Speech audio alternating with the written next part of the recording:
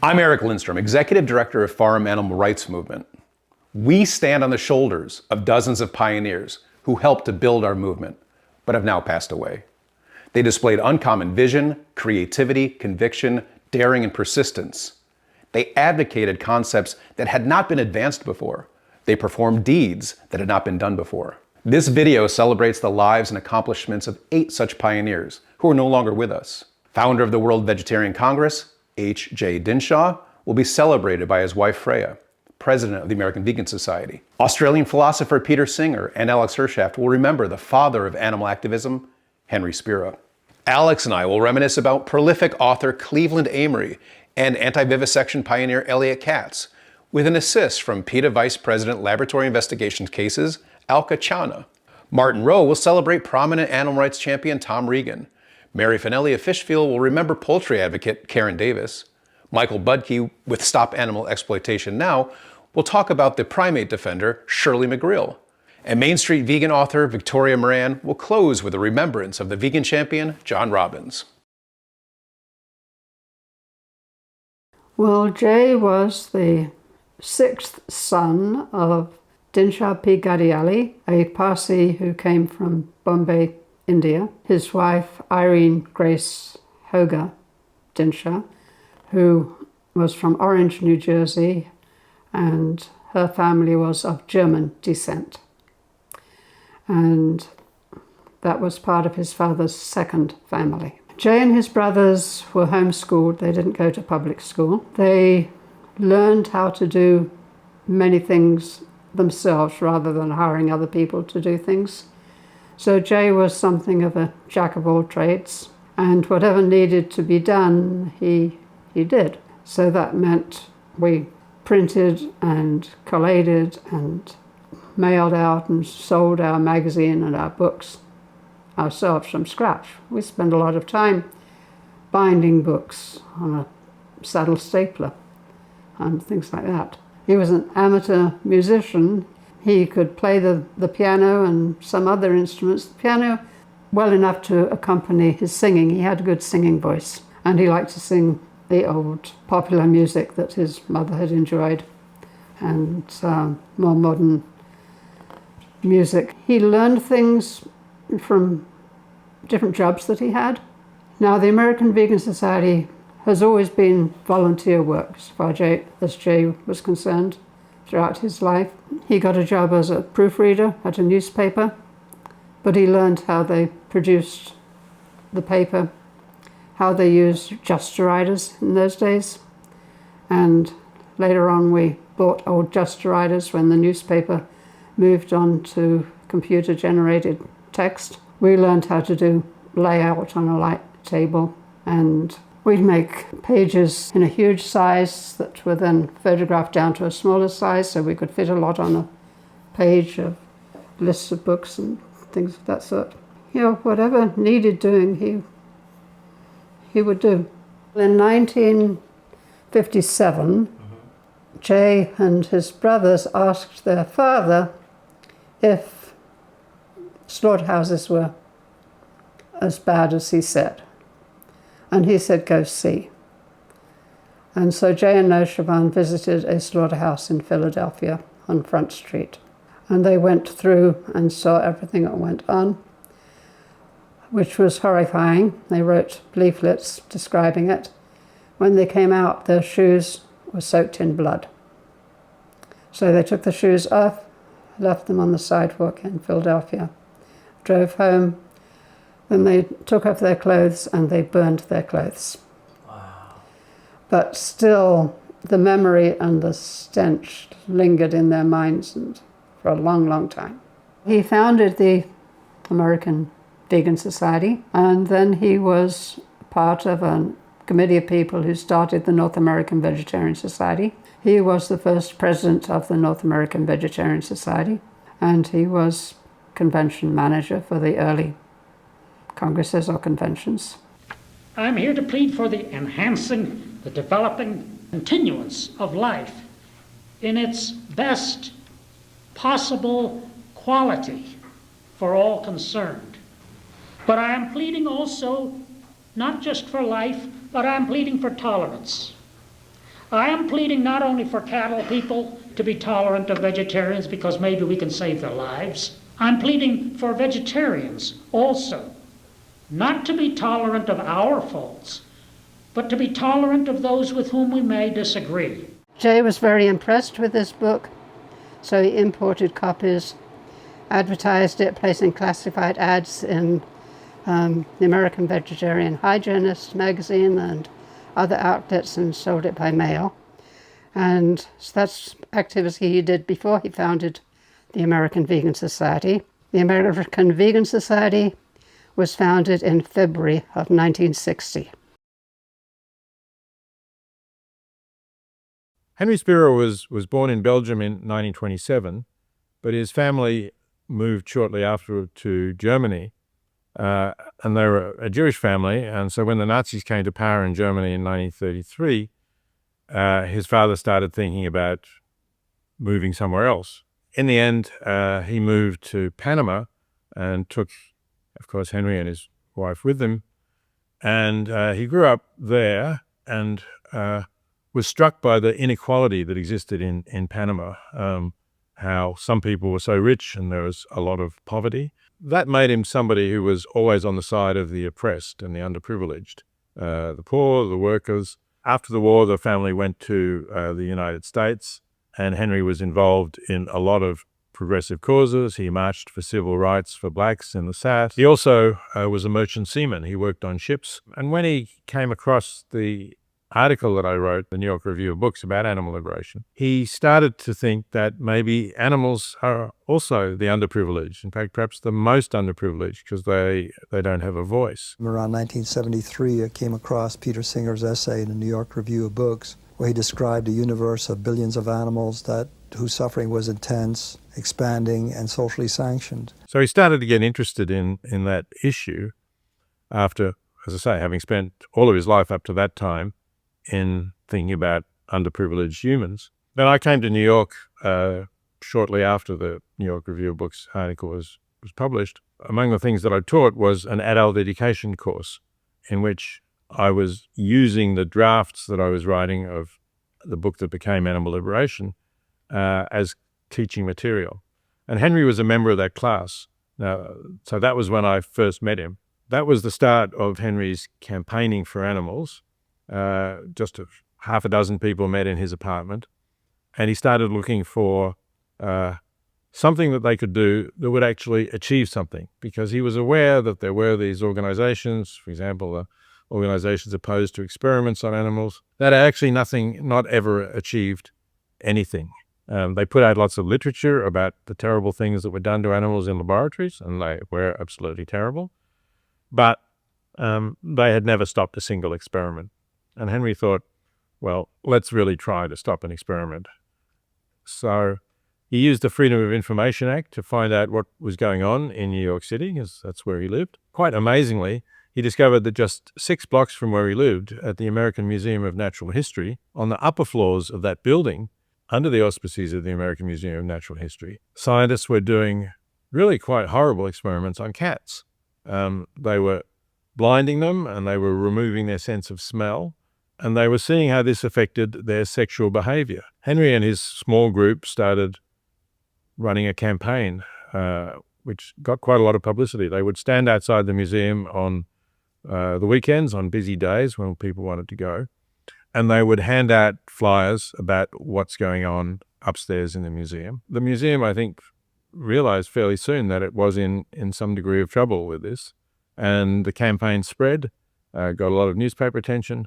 Eventually, the National Institutes of Health, I think it was, who were funding the research with a research grant, decided that they were getting a lot of negative publicity for that, and the experiments ended. And that was the first time in the United States that animal protesters had stopped an actual experiment on animals. But the next thing he did was cosmetics testing on animals, which affects hundreds of thousands of animals, or did then, also in very painful ways. So, for example, one of the tests that Henry, again, got information on was a test called the Drey's test, which was done on rabbits. Henry picked on the industry leader at that time, which was Revlon, Again, they had their headquarters right in the midst of Manhattan, so they were an easy target to assemble a crowd outside. And Henry also gathered funds for an advertisement in the New York Times.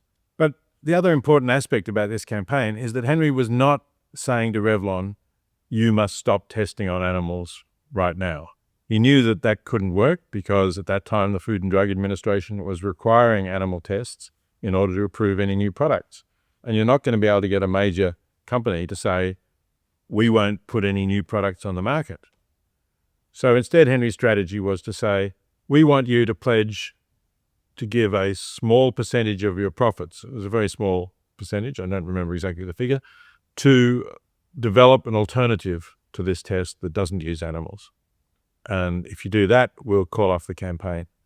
And eventually, Revlon realized that the bad publicity was going to hurt them more than this very small percentage of their profits. Then Henry, of course, went from Revlon to Avon, next biggest cosmetics company, and to a few others.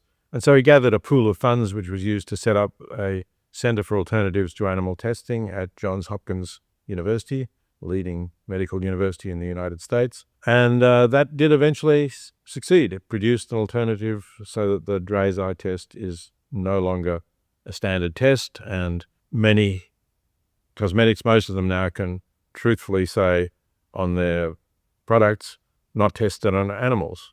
I think that was always Henry's approach. You've got to be practical about how you can actually achieve something, how you're going to win. I first met Henry at our 1981 Action for Life conference in Allentown, Pennsylvania. He had already shut down the New York cat blinding experiments and was leading his successful coalition to abolish the Dre's and the LD50 tests.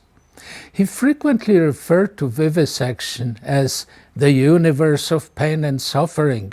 I took it as a personal challenge to win Henry over to the cause of farmed animals, which no one else was willing to touch in the early 1980s. I would visit the U.S. Department of Agriculture photo library to purchase color slides of factory farming operations. These included images of calves chained by the neck in wood crates and slaughterhouse workers in bloody aprons slicing the throats of pigs, just standard agricultural practices. Whenever I would run into Henry, I would point to my slide sets as the actual universe of pain and suffering. It would take 4 years. In January of 1985, Henry summoned me to a meeting at the American Society for the Prevention of Cruelty to Animals in New York. Everybody who was anybody in the animal protection field was there, including heads of all the large national organizations. Henry was not into ceremonies. He announced quickly that he was dissolving his coalition to ban the Dre's and LD50 tests and inviting movement leaders to join his new coalition to abolish factory farming. Henry tackled animal agribusiness with the same vigor and ingenuity that he had used so successfully against the vivisection industry. He began by taking out full-page ads mocking false claims in Chicken King Perdue's advertising campaign. Next, he prevailed on slaughterhouses to drop the cruel shackling and hoisting of conscious animals to meet bizarre ritual requirements. In 1994, we worked with Henry to stop hot iron face branding of cattle. He followed up with a campaign to reduce animal cruelty by suppliers to McDonald's. Henry was well regarded at Johns Hopkins University, as his settlement with the cosmetic companies brought the Center for Alternatives to Animal Testing and considerable funding to the school. In 1997, Henry prevailed on the school to form the Center for a Livable Future, which produced a number of prestigious publications on plant-based eating. In 2003, the center would spawn the massive global Meatless Monday program, which continues to this day. We honored Henry's amazing accomplishments at our very first Animal Rights National Conference in 1997, then inducted him into the Animal Rights Hall of Fame. We lost Henry to esophageal cancer a year later. Cleveland Amory was born into a privileged Bostonian family in 1917. He authored 15 books, including 3 just about his rescue cat. In the 1950s, he began a distinguished career as a television commentator and columnist in popular national magazines like Parade, Saturday Review, and Saturday Evening Post. His column on the back of the weekly TV guide was in every American television home. These distinguished positions brought him personal wealth and fame, influential friends, and amazing power to influence America's social norms. In the 1960s, Cleveland became increasingly involved and outspoken on animal protection, and joined the board of the Humane Society of the U.S. 3 years later, he was fired from NBC's Today Show for suggesting on the air formation of a club to hunt hunters. In 1967, Cleveland formed the Fund for Animals to protect wildlife from hunting, trapping, and other abuses. State laws against cruelty to animals must be applied to wild animals as they were originally intended to do, and they must be upheld by the courts. Fish and game departments must be reconstituted so that the non-hunter be not only represented, but represented in the numbers his numbers warrant. State conservation and natural resources commissions must be totally reorganized. The federal government's U.S. Fish and Wildlife Service must be in reality a service. A service to whom? To the public, to the non-hunting public as well as the hunting public. In 1974, he published Mankind, Our Incredible War on Wildlife, a scathing critique of hunting, one of America's favorite sports. This led the following year to the celebrated and controversial CBS anti-hunting documentary called The Guns of Autumn. In 1975, Cleveland and the Fund for Animals launched a massive campaign to end the clubbing of baby seals for their prized white fur in Canada's Gulf of St. Lawrence. He was joined by Greenpeace board member Paul Watson, who launched a project of spraying the seals with a harmless red dye to make their pelts worthless. The following year, Paul was fired from the Greenpeace board for confronting a sealer. In 1978, Paul talked Cleveland Amory into buying him a ship that could actually sail into the Gulf of St. Lawrence and step up the defense of seals. The ship was named the Sea Shepherd and served as the launch pad for Paul's Sea Shepherd Conservation Society. In 1979, the Sea Shepherd, with Paul and Cleveland on board, sailed into the Atlantic to confront pirate whaling operations, which have continued for many years with many ships since then. That same year, Cleveland founded the Black Beauty Ranch in Texas, America's largest wildlife rescue sanctuary.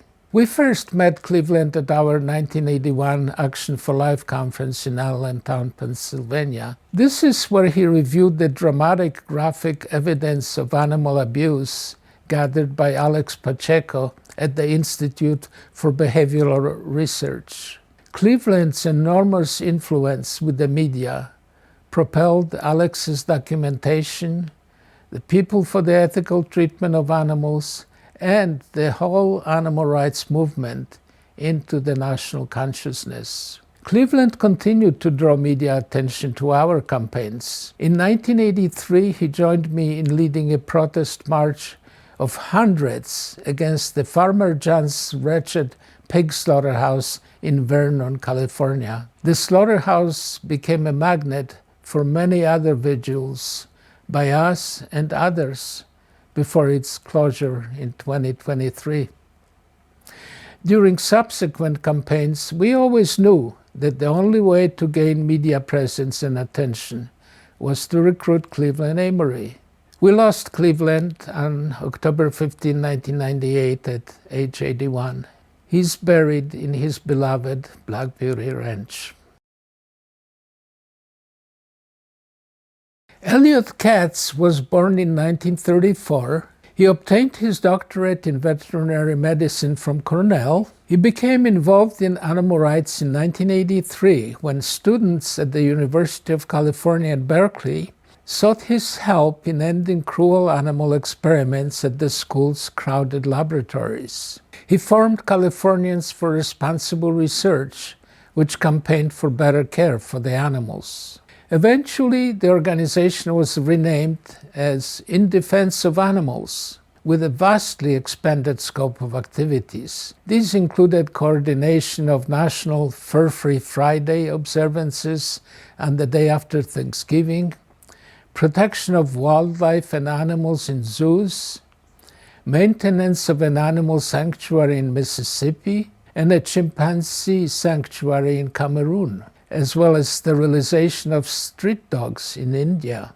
I remember the first time I was involved with nonviolent civil disobedience. It was on the UC Davis campus. It was on a road leading to the campus. I think it was about 19 people lined up on the road and blocked the road. And the ages range from probably 17 to 60. And they had never done civil disobedience before. They didn't know what was in store for them, how long they would have been kept in jail. They had no idea. And as I'm talking to the media, I'm also kind of glancing at them, and I'm seeing the fear in some of their eyes, the unknowing what's going to happen. And yet they were determined to do something and make this statement of conscience for the animals. In his later years, Elliot devoted considerable effort to getting people to refer to themselves as guardians rather than owners of their animal companions. This was an ingenious way of introducing the animal rights concept among the millions of Americans who loved their animals but had no notion of the animal rights concept. I served on IDA's board for 8 years and had many opportunities to experience both Elliot's wonderful friendship and his heated antagonism. Elliot was a frequent speaker at our animal rights national conferences. He was inducted into the U.S. Animal Rights Hall of Fame in 2002. He retired from IDA in 2011 and died 10 years later. His daughter Danielle carries on her dad's work at the People for the Ethical Treatment of Animals. I met Elliot when I lived in the San Francisco Bay Area, and I had the opportunity to volunteer for the organization that he founded, a national animal protection animal rights group called In Defense of Animals. Elliot felt the pain of animals so profoundly, and he worked from morning to night, just really hammering away at these industries. He launched so many brilliant projects to put a mirror up to society to say, these animals are our kin and we should treat them as such. He did a lot of groundbreaking work in the arena of animal experimentation. He was a massive thorn in the side of the University of California at Berkeley. That's actually where I met Elliot Katz. It was at a World Week for Animals in Laboratories protest at the Berkeley campus, and I so admired his articulate voice for animals. He gave a speech, and it was very moving and also fearless in pointing out that the animal experimenters knew that what they were doing was wrong, that the veterinarians who worked on campus in the laboratories were betraying the very species that they had pledged to protect. And he pointed out, because he was a scientist, he pointed out that the animal experiments were not advancing protection for human beings or cures and treatments for human beings. So he was a pioneering voice in the scientific critique of animal experimentation. So I will always regard Dr. Katz as a pioneer in that field. In addition, the groundswell of attention that he brought to the animal experimentation industry in the grassroots organizing around World Week for Animals in Laboratories was absolutely inspiring. So many people, myself included, held protests because of Dr. Katz's work. So although Elliot passed away some years ago, very sadly, and this bright light for animal rights was taken from us, his legacy lives on in both the organization that he founded that continues doing great work today, and in his daughter who continues waving the flag for animal rights. So the Culture and Animals Foundation was founded by Tom Reagan and his wife Nancy back in 1985. Very briefly, he was born in 1938 in Pittsburgh to a working class family. He literally was raised on the other side of the tracks since there were railroads passing right through his neighborhood. It was a smoky, dirty, but very together working class community in Pittsburgh at the time. And when he was 15, he moved to the suburbs, which allowed him to pursue the idea of becoming, going to university. He was the first person in his family to do that. He became a philosopher almost by accident, since he really wanted to be an English major. But to be an English major, you had to be good at history. And he hated history with a passion, but he loved philosophy. And philosophy took him to the Thiel College, where he met his wife, Nancy, and then to the University of Virginia, where he did master's studies, and then ultimately to NCSU, where he spent the rest of his life teaching. So Reagan wrote in 1983, published in 1983, The Case for Animal Rights. And that was a riposte, an answer to, a counterweight, a counterbalance to Peter Singer's 1975 volume, Animal Liberation, which approached the issue of animal liberation from that of a neo-utilitarian, Jeremy Bentham-oriented idea that the most important thing was the reduction of suffering. Reagan wanted to very much emphasize the notion of rights, and that there were absolute rights that no amount of parsing of suffering or not would abrogate. So that was his concentration. And he wanted to present that to show that animal rights meant something substantial. In essence, they were working towards the same idea, which was no more exploitation of animals for trivial or non-trivial reasons. But they belong to very different philosophical schools.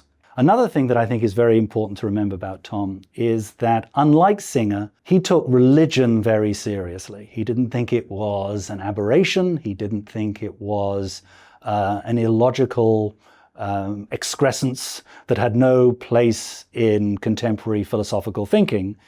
He thought that anything that engaged the soul as well as engaged the mind, that had led in many ways to radical social changes. Of course, this was the time in the 60s that Martin Luther King, inspired by Gandhi, was bringing about social change through the churches and the religious movement of civil rights to bring about change. And that deeply impressed him. He felt very much connected to the civil rights struggle. And I think this is an important facet to remember about Tom, is that he was profoundly influenced by the writings of Mahatma Gandhi, which he read in enormous number, thousands of pages of work by Gandhi in 1972-73, when he was researching the history of pacifism. Turn into so-called tools are unique somebodies, not generic some things. So Gandhi was a very important figure in Tom's activist life, as well as his conceptual life. And Tom's commitment to nonviolence, but also civil disobedience, which of course was championed by Gandhi, were key to how he saw himself in the world of animal advocacy, that he wasn't just a philosopher, that he was also an activist, and that animal rights was not just a philosophy, a rigorous philosophy, but it was also a political commitment. Perhaps befitting the fact that he was a committed activist, he held the banner for the March on Washington's famous rally in Washington, D.C. for animal rights on June the 10th, 1990. He took part in the sit-in in 1985, the 4-day sit-in at the National Institutes of Health to protest against animal experimentation. These were fundamental features of a man who was deeply passionate about animal rights. Karen's accomplishments are legion. So extensive, there's no way I could sit here and name them all. I could write a book on her accomplishments, but I'd like to tell you some of the highlights. Although she was inducted into the Animal Rights Hall of Fame in 2002, she continued working tirelessly through 2023. So she accomplished far much more than she had accomplished by the point she had been inducted into the Animal Rights Hall of Fame. She founded United Poultry Concerns in 1990, which was the first poultry protection organization in the United States. Well, I was always drawn to animals, and I always hated to see animals suffer, and particularly did I hate to see animals being abused. I began talking to some people in the animal movement about my intention to maybe start an organization that would focus primarily on chickens and turkeys. And a lot of people said to me, well, you know, I don't know about that. You're not going to make any money. And if you're going to do farm animals and you're going to focus on a particular farm animal, you probably should focus on pigs, because at least pigs have, you know, some public sympathy, and chickens don't have as much sympathy. And my reaction to that was, well, all the more reason to start an organization for chickens, because they obviously need a voice. They have voices, but they need a voice. She wrote 4 books. One of them was Prison Chickens, Inside Look at the Modern Poultry Industry, another More Than a Meal, The Turkeys in History, Myth, Ritual and Religion. She also published Handmaiden's Tale and a children's book, A Home for Henny, and also a cookbook. And she wrote countless articles and contributed to other books and essays, and she did podcasts and webinars. She had organized 19 conferences, did many presentations at other conferences. She co-founded the Alliance to End Chickens for Kippuris, an organization to oppose the abuse of chickens in the Jewish Kippuris ritual, and she helped craft a statement on backyard chickens. She initiated Respect for Fish Day, which has been going on for about 2 decades now, and was also the incentive for Respect for Fish Day. She lobbied to get poultry included in the Humane Slaughter Act and the Animal Welfare Act, opposed problematic welfare initiatives, some of which were put forth by animal protection organizations. She successfully petitioned the American Veterinary Medical Association to alter their policy on forced molting, whereby hens were starved to get them to start reproducing eggs again. She campaigned against chick hatching experiments and against live poultry markets. She petitioned for fire prevention measures in farmed animal facilities. And she also participated in protests against slaughter plants and against, for example, the White House egg roll and the turkey pardoning ceremony. When she passed away in 2023, the New York Times, Wall Street Journal, the Washington Post, and even newspapers as far away as the Sydney Morning Herald published obituaries about her. To me, perhaps the most impressive quality of Karen, her clarity. She had such a great sense of right and wrong, and she was so able to see it in even complicated political issues. In fact, Tom Reagan, the philosopher who wrote the book on animal rights, credited Karen with being his bellwether in the political storms that animal advocates have to face. She had such a deep sense of empathy when she learned of the suffering of others. For example, when she studied the Holocaust and some of the other historical human horrors, she got into a depression over it. And when she learned about the abuses that non-human animals are facing, she decided to dedicate her life to fighting them. When she started United Poultry Concerns, she was so focused and so driven. Merritt Clifton, editor of Animals 24/7, wrote about her that she works round the clock on a shoestring budget. And she was so knowledgeable about chickens and the industry. She studied industry journals, she went to seminars, and having lived with the chickens at her sanctuary, she came to know them much better than any of the scientists or industry representatives. And she was able to put that knowledge to great use, defending them and conveying that very eloquently to the public. Despite having been told that nobody would come to care about chickens, it wasn't long before she put them front and center on the animal rights map. And she conveyed that knowledge in such a compelling way, she changed countless hearts and minds for the much better. So many people have told me that thanks to Karen, they became vegan and they became animal rights activists. She didn't do it alone. She had employees and she had volunteers, in particular Franklin Wade and Lee-Chin Chow, who were with her from the start and worked tirelessly, tabling for United Poultry Concerns and helping with Poultry Press, the quarterly newsletter, and working on the website. Now that they are taking over her responsibilities, they've told me they just can't believe how much she was able to manage with the organization and with the sanctuary. Karen could be difficult, she was demanding, but it was so worth knowing her. It was truly a great blessing. She was a mentor to me, and she and United Poultry Concerns were a huge inspiration for Fishville. Dr. Shirley McGreal was a very close friend of mine and a mentor as well. And Shirley founded the International Primate Protection League in 1973, long before many leaders in the animal rights movement even knew what the phrase animal rights meant. Shirley's work through the International Primate Protection League involved not only ending the abuse of primates in laboratories and many other settings, but it also involved working on the issue of the international trade in primates and running a gibbon sanctuary in South Carolina. In 1977, an IPPL campaign exposed the fact that animals coming from India, that non-human primates coming from India, were going to be used in radiation experiments in the US.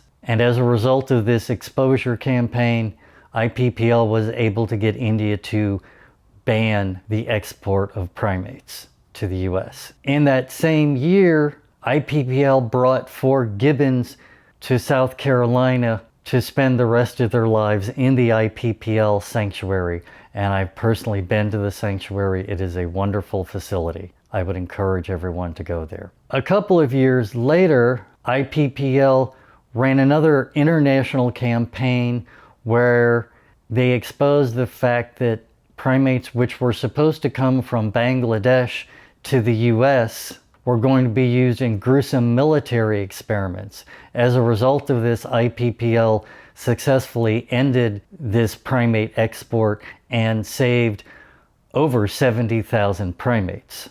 IPPL has also worked around the world to support sanctuaries, both with expertise and with funding, whether it's gibbons, chimps, South American primates, macaque monkeys, species of non-human primates across the globe are in sanctuaries which are funded and which have been funded for many years by grants from IPPL.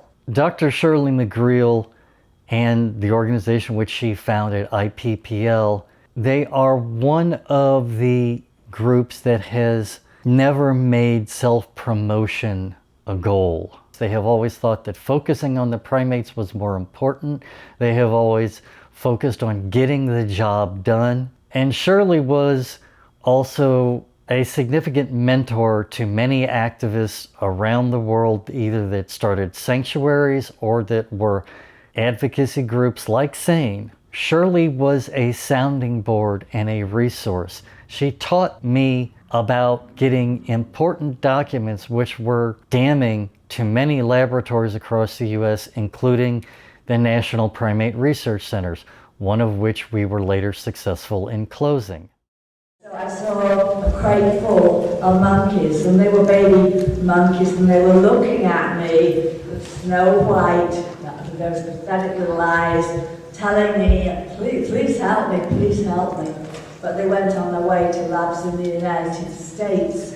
And I'd been trained I was going to be a college teacher of educational history, but I decided I'm going to start a group that will help pigs and monkeys.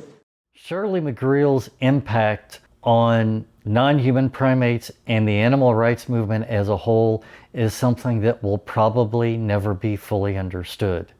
We owe her and her organization, the International Primate Protection League, a debt of gratitude which we can never repay. Diet for a New America by John Robbins. This was a phenomenon. It came out red, white, and blue cover, and it was laid out in a really interesting fashion.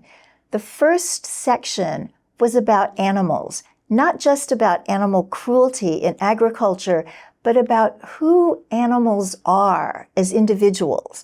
It talked about their intelligence. It talked about their morality. It gave stories so that even people who had no real interest in animals prior to reading the book developed an interest in animals as part of it. I've always believed that how we respond to the inevitable challenges that come into our lives is part of what shapes us as human beings. I don't think our joys arise because our lives are free from grief. I think our joys often arise from how we care for ourselves and each other in the midst of the things that break our hearts. I find myself returning again and again as a touchstone to the Serenity Prayer, in which we ask for the serenity to accept the things we cannot change, and we ask for the courage to change the things that we can, and we ask for the wisdom to know the difference. The second section was about health, and every statistic on what's wrong with animal products and what's right with plants was in there.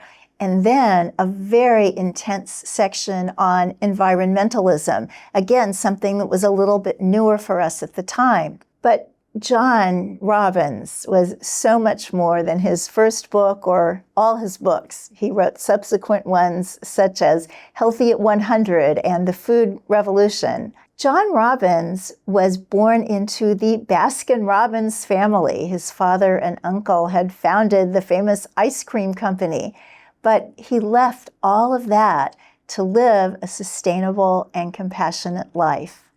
He was also just the nicest guy. My favorite John Robbins memory was when he brought my 4-year-old daughter out of a terrible tantrum because she didn't want to wear shoes. He sat down on the floor and looked at her as if she was the only person on earth. He kind of did that to everybody every time he talked to you. Now, we did lose John in 2025, but the legacy continues. He founded the nonprofit EarthSave, and with his son Ocean, founded the Food Revolution, which is now an online behemoth of plant-based education. Go Ocean! Thank you for watching episode 5 of 5 Decades, 1 Mission, where we celebrated 8 of our movement's pioneers who are no longer with us. We invite you to watch our final episode 6, exploring our movement's progress in ending animal exploitation, note changes in our movement's character, and assess our impact on American society. We welcome your comments on the 5 Decades, 1 Mission video series. Please email us at info@farmusa.org.